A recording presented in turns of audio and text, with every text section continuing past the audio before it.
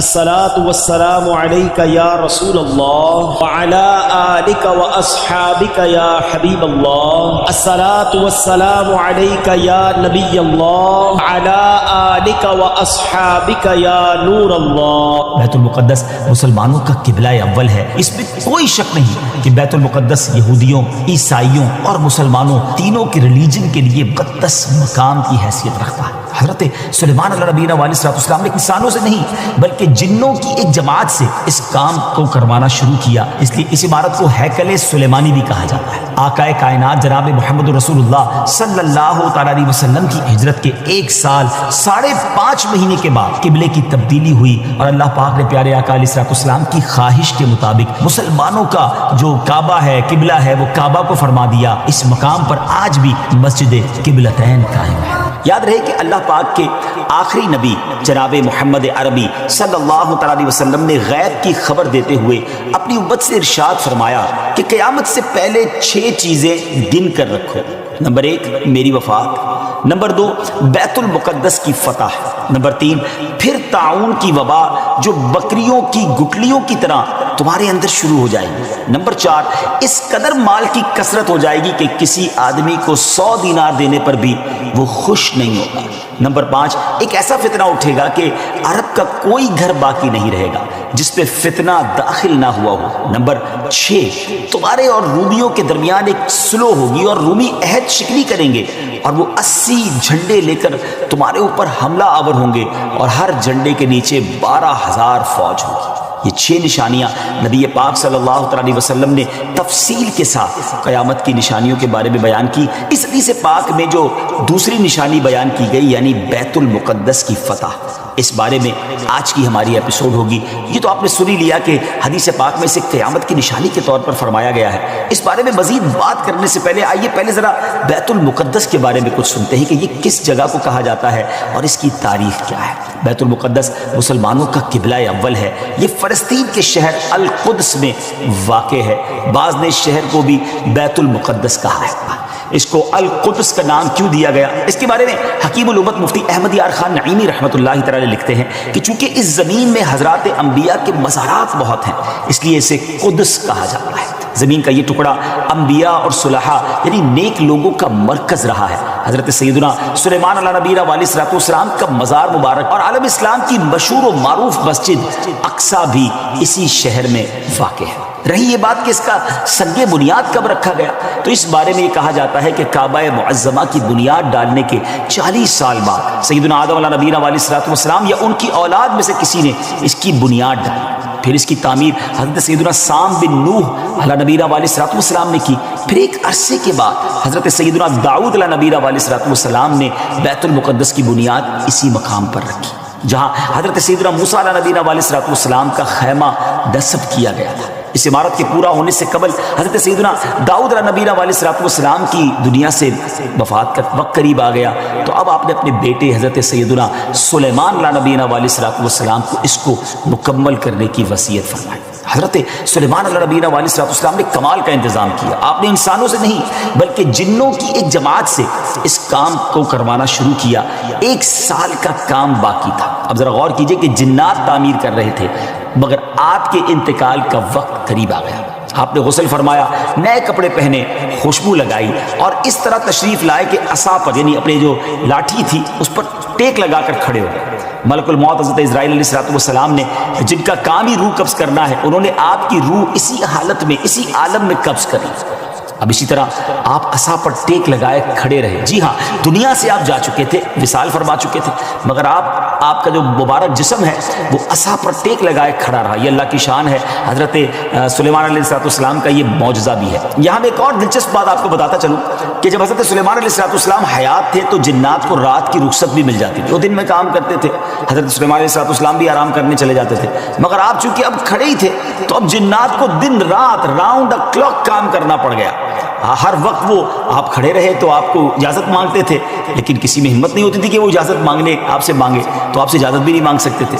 تو جنہوں نے 4 سال تک یک لخت، جی ہاں آل دا وے، دن رات برابر کام کیا اچھا، حضرت سلیمان علیہ السلام جو ہے وہ عصا پر کھڑے ہیں، نہ جسم میں کوئی تبدیلی آ رہی ہے.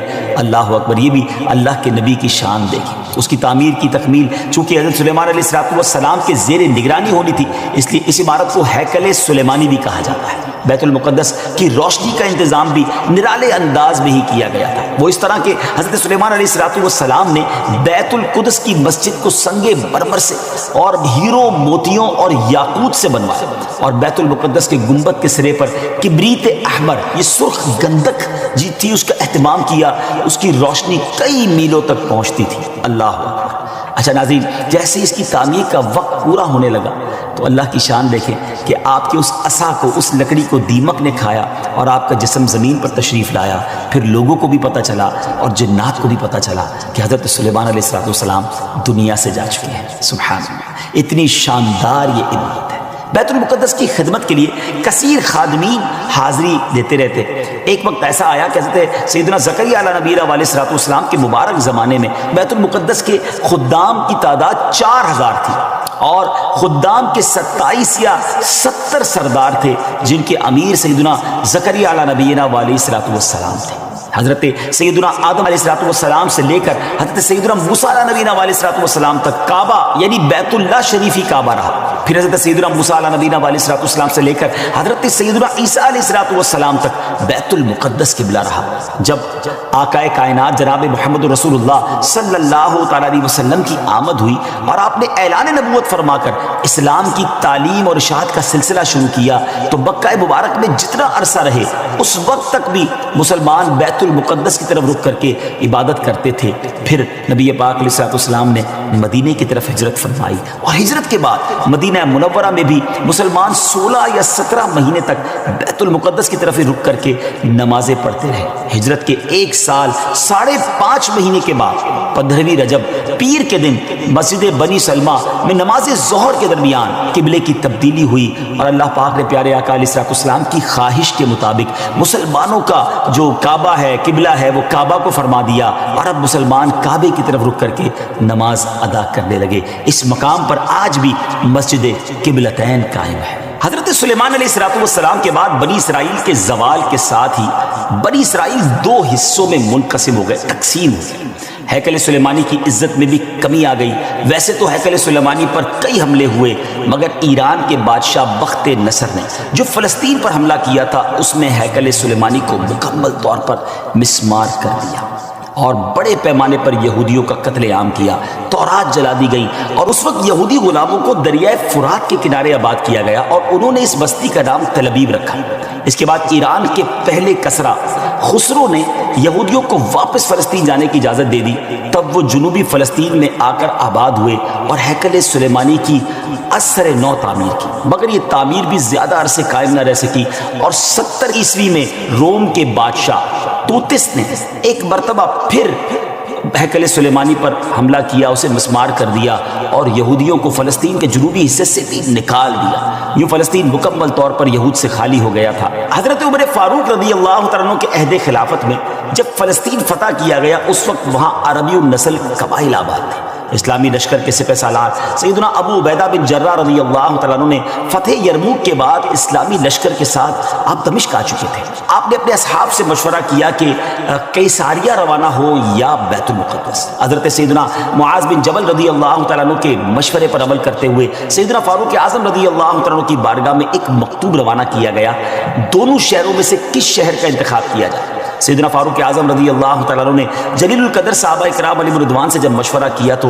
مولا علی شیر خدا کرم اللہ تعالیٰ وجہ الکریم نے فرمایا کہ اے امیر المومنین، آپ اسلامی لشکر کو بیت المقدس کی طرف روانگی کا حکم دیں. وہ پہلے بیت المقدس کو فتح کرے پھر قیصاریہ کی طرف جائیں، کیونکہ رسول پاک علیہ السلام نے پہلے مجھے بیت المقدس کی فتح اور بعد میں قیصاریہ کی فتح کی خوشخبری دی تھی. یہ سن کر سیدنا فاروق اعظم رضی اللہ تعالیٰ نے فرمایا اے ابو الحسن، آپ نے سچ کہا. پھر سیدنا ابو عبیدہ بن جراح رضی اللہ تعالیٰ کی طرف پہلے بیت المقدس اور پھر قیصاریہ روانگی کا حکم لکھ کر روانہ کر دیا. ڈیئر ویورز، ہے نا بڑی عجیب داستان، بڑی ایمان افروز داستان۔ سیدنا ابو عبیدہ بن جراح رضی اللہ تعالیٰ عنہ کو جیسے ہی امیر المومنین کا مکتوب ملا، آپ نے روزانہ 5000 مجاہدین لشکر بیت المقدس روانہ شروع کر دی، یعنی 5000 مجاہدین ڈیلی روانہ ہوئے۔ بیت المقدس کا جو قلعہ تھا، جو فورٹ تھا، وہ بڑا مضبوط تھا۔ رومیوں نے یرموک کا حال سن کر پوری تیاری کر رکھی تھی۔ اسلامی لشکر کے جاتے ہی انہوں نے قلعے کا محاصرہ کیا، اس کو سراؤنڈ کر لیا۔ حضرت ابو عبیدہ بن جراح رضی اللہ تعالیٰ کے حکم سے روزانہ اس فورٹ پر، اس قلعے پر حملہ کیا جاتا۔ 11 دن تک حملہ کرتے رہے، مگر کوئی خاص پیش رفت نہ ہوئی، کوئی پروگرس نہ ہو رہی تھی۔ 11ویں دن خود سیدنا ابو عبیدہ بن جراح رضی اللہ تعالیٰ عنہ سیدنا خالد بن ولید رضی اللہ تعالیٰ عنہ تشریف لائے۔ مجاہدین نے تکبیر و تہلیل کی صدائیں بلند کی، خوب نعرے لگائے، تو رومیوں کو بھی معلوم ہو گیا کہ اسلامی لشکر کا کوئی بڑا سردار آ گیا ہے۔ وہ سب پریشان ہوئے، اپنے سب سے بڑے راہب قمامہ کے پاس گئے اور ساری صورتحال بیان کی۔ جب اسے معلوم ہوا کہ مسلمانوں کا سردار آ گیا ہے، وہ بہت پریشان ہوا اور کہنے لگا، اب تمہاری ہلاکت نزدیک ہے، کیونکہ میں نے پچھلی کتابوں میں پڑھا ہے کہ ملک شام کو محمد الرسول اللہ صلی اللہ تعالیٰ علیہ وسلم کا ایک سرخ رنگ کا صحابی فتح کرے گا۔ اگر یہ وہی سردار ہے تو صلح کے علاوہ اب تمہارے پاس کوئی دوسری صورت نہیں ہے۔ پھر وہ اسلامی لشکر کے سپہ سالار کو دیکھنے کے لیے قلعے کے دیوار پر آیا، سیدنا ابو عبیدہ بن جراح رضی اللہ تعالیٰ کو بلایا۔ آپ رضی اللہ تعالیٰ جب آگے گئے تو ان سے بھی وہی بات کی۔ حضرت ابو عبیدہ بن جراح نے کہا، یا تو تم اسلام قبول کر لو یا جزیہ دے کر امان حاصل کر لو، پھر ہم سے جنگ کرنے کے لیے تیار ہو جاؤ۔ لیکن اس راہب قمامہ نے سیدنا ابو عبیدہ بن جراح رضی اللہ تعالیٰ کی بات کا کوئی جواب نہ دیا، فقط خاموشی سے وہ بس آپ کو دیکھتا رہا اور پھر واپس چلا گیا۔ اس نے اپنی قوم سے کہا کہ یہ وہ شخص نہیں ہے جس کے بارے میں نے کتابوں میں پڑھا ہے، لہذا تم ان سے جنگ کرتے رہو، یہ تمہارا بال بھی بیکا نہیں کر سکے۔ سیدنا ابو عبیدہ بن جراح رضی اللہ تعالیٰ نے بھی وہاں سے واپس آ کر اسلامی لشکر کو جنگ کا حکم دے دیا۔ روزانہ اسلامی لشکر اس فورٹ پر، اس قلعے پر حملہ کرتا، رومی تیروں کی برسات کرتے، دونوں طرف سے جانی نقصان بھی ہوتا، سپاہی زخمی بھی ہوتے۔ لڑائی 4 ماہ تک جاری رہی۔ جی ہاں ویورز، 4 منتھ تک یہ لڑائی جاری رہی۔ اہل شہر تنگ آ گئے، وہ دوبارہ اپنے جو سردار تھا، جو ان کا لیڈر تھا قمامہ، اس کے پاس گئے، ساری صورتحال بیان کی۔ وہ نصرانی راہب جو تھا وہ پھر قلعے کی دیوار پر آیا اور سیدنا ابو عبیدہ بن جراح رضی اللہ تعالیٰ عنہ سے کہنے لگا کہ ہم ہر حال میں تم سے جنگ کریں گے، البتہ ہمارے شہر کو صرف ایک ہی شخص فتح کرے گا جس کے اوصاف ہماری کتابوں میں لکھے ہوئے ہیں، وہ تم نہیں ہو۔ سیدنا ابو عبیدہ بن جراح رضی اللہ تعالیٰ نے فرمایا کہ تمہاری کتابوں میں اس کے کیا اوصاف لکھے ہوئے ہیں؟ اس نے کہا وہ ہم تمہیں نہیں بتائیں گے، البتہ اسے دیکھ کر ہم فوراً پہچان لیں گے کہ یہ وہی شخص ہے۔ ہاں اگر تم اس کا نام جاننا چاہتے ہو تو ہم اس کا نام بتا سکتے ہیں۔ اللہ اکبر، ان کی کتابوں میں اس صحابی کا نام بھی موجود تھا۔ آپ رضی اللہ تعالیٰ نے فرمایا کہ ٹھیک ہے، تم اس کا نام ہی بتا دو۔ اس نصرانی راہب نے کہا کہ جو شخص ہمارے اس شہر کو فتح کرے گا وہ محمد الرسول اللہ صلی اللہ تعالیٰ علیہ وسلم کا صحابی ہوگا، اور اس کا نام عمر بن خطاب ہے، جو فاروق کے لقب سے مشہور ہوگا، اور وہ نہایت سخت گیر ہوگا، اللہ کے کاموں میں کسی ملامت کرنے والے کی ملامت کی پرواہ نہ کرے گا۔ سیدنا ابو عبیدہ بن جراح رضی اللہ تعالیٰ نے جیسے ہی یہ سنا